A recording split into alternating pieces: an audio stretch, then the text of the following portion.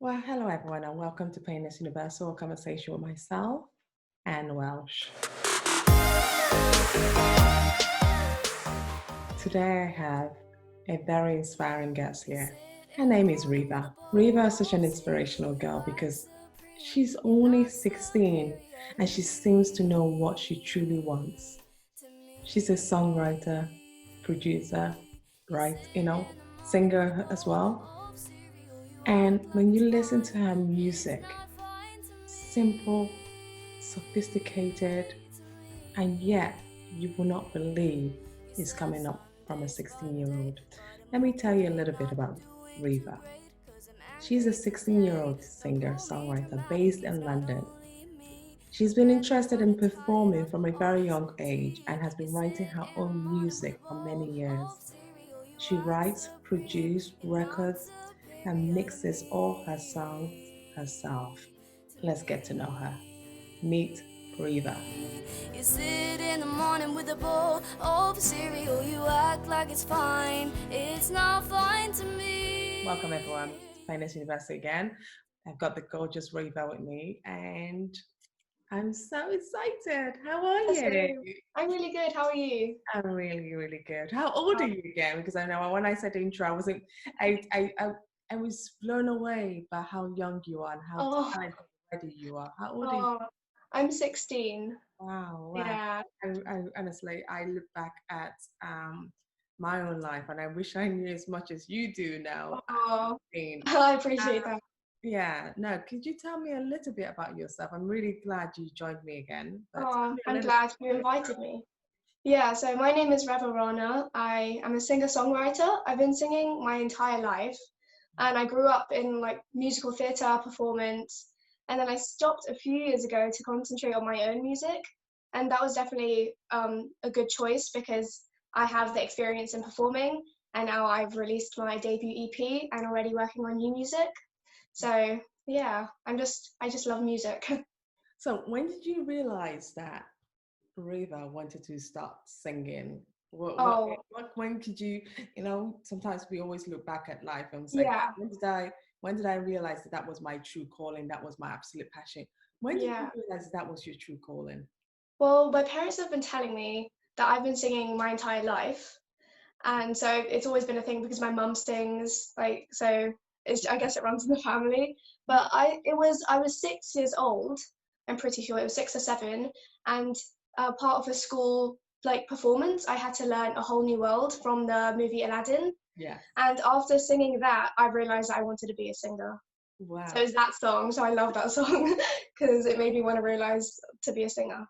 So, and with singing, it's very, very different. There's Yeah, hip hop, there's jazz, there's different kind of music. yeah. What category would you put yourself in, or are you just doing general music at the moment? Well, right now, I'm really enjoying experimenting. So my EP that I released is quite on like the poppy side, but I'm like doing more music now and it's a mix between R&B pop. So I'm just trying out different things because I'm still like not new to this. I'm new to releasing music. So it's fun to just try it out. Yeah. Yeah, different things. Anyone who don't know you but might go on your Instagram page, one other thing that really fascinates me is almost like I saw a bit of Taylor Swift and Smith in you. And Yeah, I'm not sure why, because she writes her own songs and she, yeah, he's amazing. she's really active in that space. And so are you. And not just that, your songs are meaningful songs. When Oh, thank you. you write things that, um, is it things that you've been through or just things that comes, you like, oh, this came to my head and I just wrote that. That really inspired me. Yeah. How do you do that? Well, so my life, I've said this in one of my videos, my life isn't amazingly exciting. So I take feelings and I just exaggerate them. And Mm. then I will sometimes look at my friends and how they feel and then write about them, or just movie characters and just random people just that I know, and then I'll write about them. I really like writing about feelings because it's really strong. Yes. No, I noticed there's a lot about feelings. So, as a songwriter, someone who's looking to do songwriting, like your young self, what are the signs that you know that this is my special gift? When do you know that I think this is my true calling? Just when I mean, I would say when people say, wow, this is amazing, but not even that. It's just when you realize that I'm really happy doing this. Because I've tried a lot of things. I've tried art, I've tried like poetry and all these types of things, and I've enjoyed them. Mm. But when it came to songwriting and making music, sitting down with the guitar, then I realized that this is what I want to be doing my whole life, because this is something I really, really enjoy. And then it's nice when people say, wow, this is amazing, because then it's that encouragement Yes. when, wow, I think it and now other people are thinking it. But it's mainly what I think and what you think. Yeah. And your music, do you mix a bit of hip hop and do you mix a bit of Bollywood, or you just singleize in just the hip hop at the moment? Well, right now it's mainly just pop. Mm. But I'm really, because I'm Indian and my mum sings Indian classical music, in the future or near future, I really want to get some of that into my music, the Bollywood side of everything, because my mum sings Indian classical. So it'd be really nice, and I think it'd be a nice, unique, different type of. Different. Not many people are doing it, so it's something Yeah. different. So you have your own identity and your own space. You could create Yeah, your exactly. own book, especially since you write your song. So tell me about your new song that's just coming out. I've been playing this and it's all in my head. Tell me about it. Yeah, so I released my single June the 8th, and then August 1st, a few days ago, I released my EP, which is a collection of 5 songs, so a mini album basically. Okay. Yeah, so I released that, and yeah, it was amazing because it was my first one. Which one did you release June 1st? What song was that? So June 8th, I released Yellow, because I just felt like that was just the happiest song on the EP, and it was just good vibes. And I'm really happy that I released that one first, because it just got people excited. About Yellow. What's Yellow all about? And anyone who's Yellow is about so I wrote it. I had a feeling towards a friend, and then I just exaggerated that feeling. Yes. And it's just about it's just a happy song. The lyrics aren't necessarily amazingly happy, but they are quite poppy, because it's like, you sit in the morning with a bowl of cereal. That's the main catchphrase. Yeah. So it's just a really happy, upbeat song. And yeah, that's really fun. It's mainly guitar. So that's the only mainly acoustic song on the EP. It's really simple. It's just got drums, bass, guitar, piano. Yeah, so it's just a all around. I really like it. It's just enjoyable. And one you just released this August, which is literally a few days ago. I released EP. You've done 4 more additional. Yeah, 4 more. Yes. Yeah. So the songs in the EP, they all are named after a color. So the whole EP is yellow, green, blue, red, and pink. And the reason I did that is because this EP is called Mood Board, and all 5 songs are just different feelings. So yellow was just happiness, green is about like jealousy, blue sadness, red is anger and just toxicity, and pink is acceptance. So it was really fun to write about those things. So I released those 4 in the EP. Yeah. What's so funny? You talk about the 5 different colors you've just released, and every color you describe is very similar to mental health issues as well. Yeah. It just really sits well with everything going on. The anger, the acceptance, the anguish, jealousy, and all that stems from the mental health. And you just put that into song. Oh gosh, I'm really amazed in such a time like this, where people are struggling with all those different emotions, and you put them into words and make them in a kind of a happy way of doing it. Yeah. So next, and if anyone wants to buy your single, where can we go to get them? And I know I have a copy, but where can we go? Yeah. Well, my EP is available on all major streaming platforms, so Spotify, Apple Music, Google Play Music. You can listen on YouTube, just all like Deezer. It's available on everything. So it'd be amazing if you could go listen to it. Yeah. If we put you on the spot to sing us a little bit of song, are you able to do something for us? Or yeah, I can sing. Should I sing a bit of Yellow? I'll sing the chorus of Yellow. Yeah, sing the chorus of Yellow and get me grooving. Okay, ready? Yes, I am ready. Okay. You sit in the morning with a bowl of cereal. You act supreme. You're not superior to me. To me.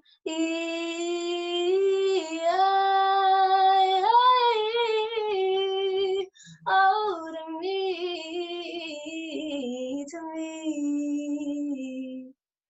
that's a little bit chorus. Wow.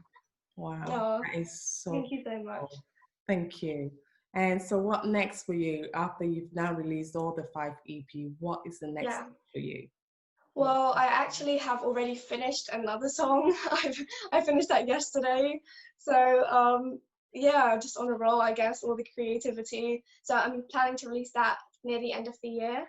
Okay. And it's just working on just new music, promoting my EP, just all of that, just getting noticed by just creating like a bigger audience, just Yeah. more people listening to my music. Yeah. So your hope as a young girl, 16, already knows what she wants. What is your hope for the future for people like yourself who already know what they want to go into music? But obviously there's still lots of barriers and struggles to get to that Yeah. stage of where you need to be. So what's your Yeah. hope for people if people are listening and want to support in different areas? What's your hope for people in the music industry?